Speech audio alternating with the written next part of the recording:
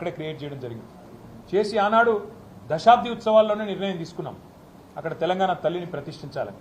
కానీ ఈరోజు కాంగ్రెస్ పార్టీ ఎంత కుసంస్కార పార్టీ అంటే ఆ ముఖ్యమంత్రి జై తెలంగాణ అనడు, అంబేద్కర్ విగ్రహానికి దండేయడు, 125 ఫీట్ల ఎత్తుల్లో ఉండే అంబేద్కర్ విగ్రహాన్ని కనీసం స్వతంత్ర దినోత్సవం నాడు కానీ 14 ఏప్రిల్ నాడు ఆయన జయంతి నాడు కానీ కనీసం అక్కడ లైటింగ్ ఏర్పాటు చేయరు, కనీసం పరిశుభ్రత కూడా పాటించరు. అమరజ్యోతి ఇంతవరకు కనీసం పర్యాటకుల కోసం ఓపెన్ కాలేదు.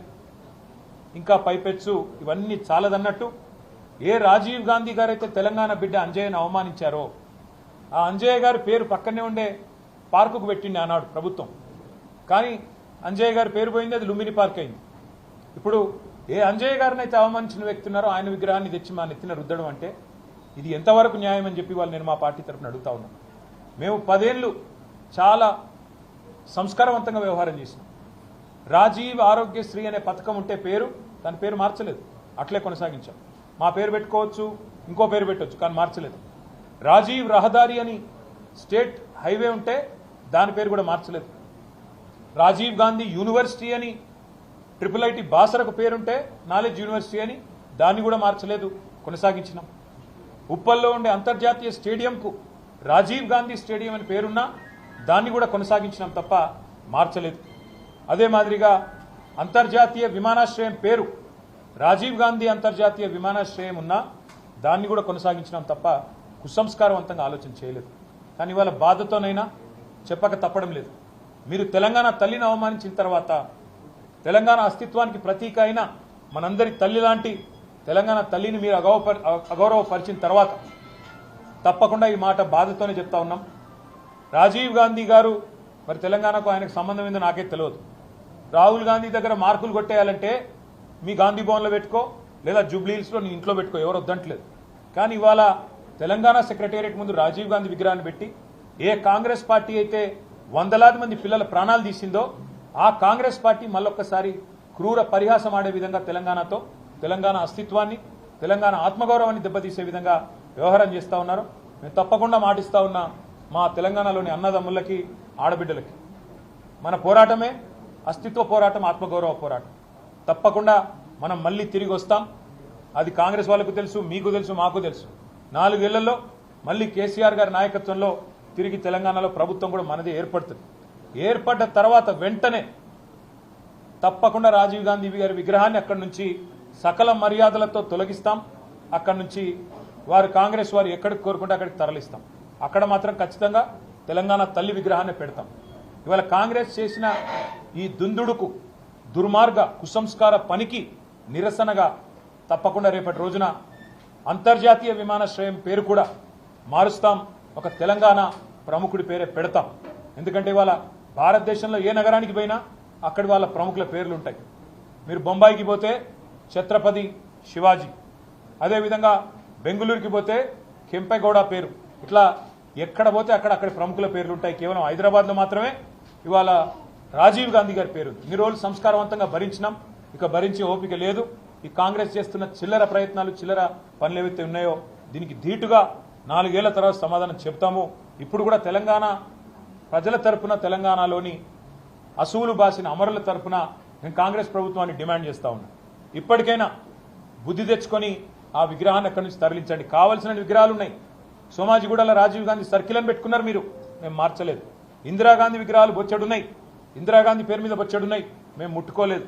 కానీ మీరు ఇదే ఒరవడి కొనసాగిస్తే తప్పకుండా మరి ఢిల్లీకి గులాంలు మీరు, కానీ మాకు ఆ కర్మ పట్టలేదు.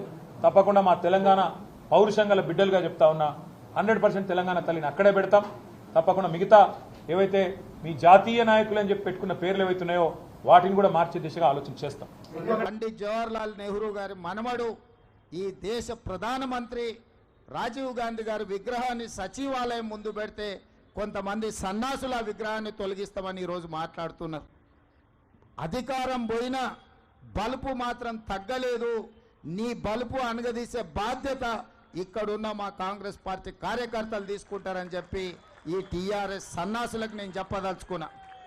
ఆ సన్నాసి దుఃఖం బాధ ఏందని నేను కనుక్కుంటే అక్కడ వాళ్ళ అయ్య విగ్రహం పెడదాం అనుకున్నాడట.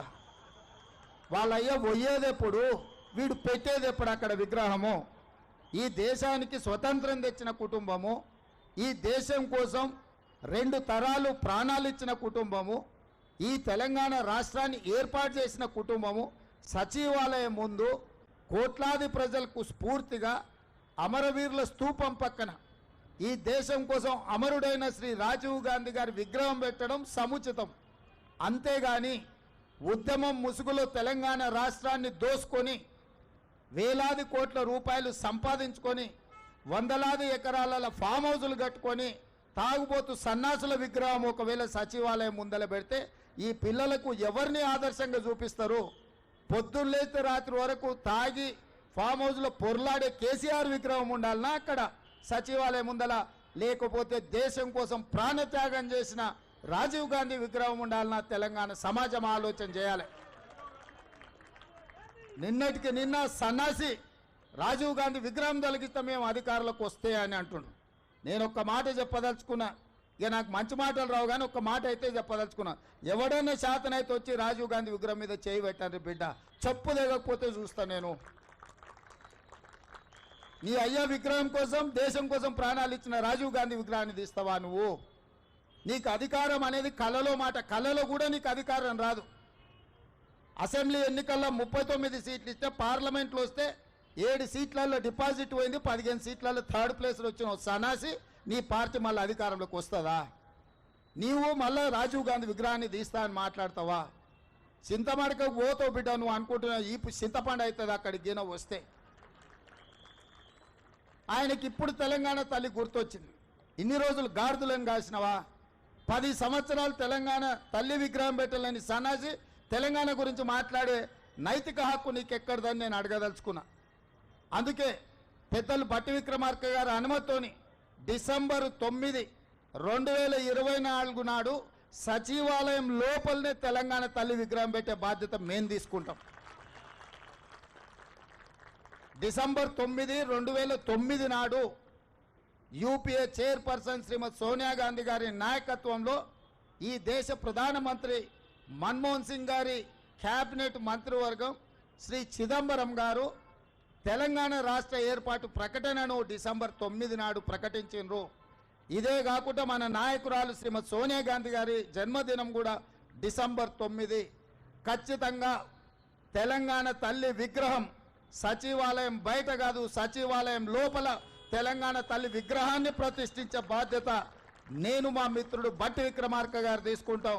హైదరాబాద్ నగరంలో మా హనుమంతన నాయకత్వంలో ఈ కార్యక్రమాన్ని చేపడతాం. మా చిత్తశుద్ధిని, మా నైతికతను ఏ సన్నాసి ప్రశ్నించాల్సిన అవసరం లేదు.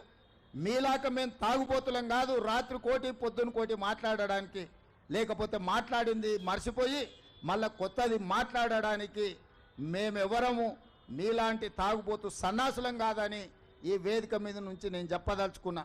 నువ్వు ఎప్పుడొస్తావు రాజీవ్ గాంధీ విగ్రహాన్ని తీయడానికి తారీఖు చెప్పు, మా జగ్గాన్నకి చెప్తా, మా జగ్గాన్న వచ్చి అక్కడ ఉంటాడు.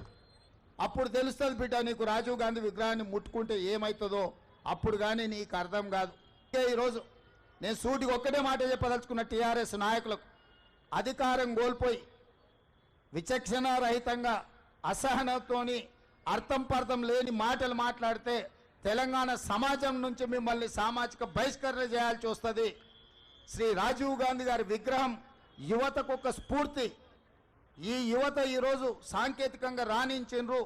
ఈ దేశంలో లక్షలాది కోట్ల రూపాయల ఆదాయం వస్తుందంటే ఐటీ రంగాల నుంచి ఈరోజు వస్తుంది. అట్లాంటి స్ఫూర్తినిచ్చిన రాజీవ్ గాంధీ గారి విగ్రహం సచివాలయం ముందు అమరవీరుల స్తూపం పక్కన ఉండడం సముచితం. నీ అయ్యా 10 ఏళ్ళు రాష్ట్రాన్ని దోసుకున్న ఒక దొంగ, ఆ దొంగ కోసం అక్కడ విగ్రహం పెడితే తెలంగాణలో ఉన్న వాళ్ళందరూ దొంగలుగా తయారవుతారు ఇట్లాంటి దొంగ విగ్రహం పెడితే. కాబట్టి అట్లాంటి దొంగలకు స్థానం లేదు, అట్లాంటి దొంగలను క్షమించే సమస్యనే లేదు. మా జగ్గానే చెప్తున్నాడు, దొంగలే కాకుండా తాగుబోతులు కూడా తయారవుతారు ఆయన విగ్రహం పెడితే అని.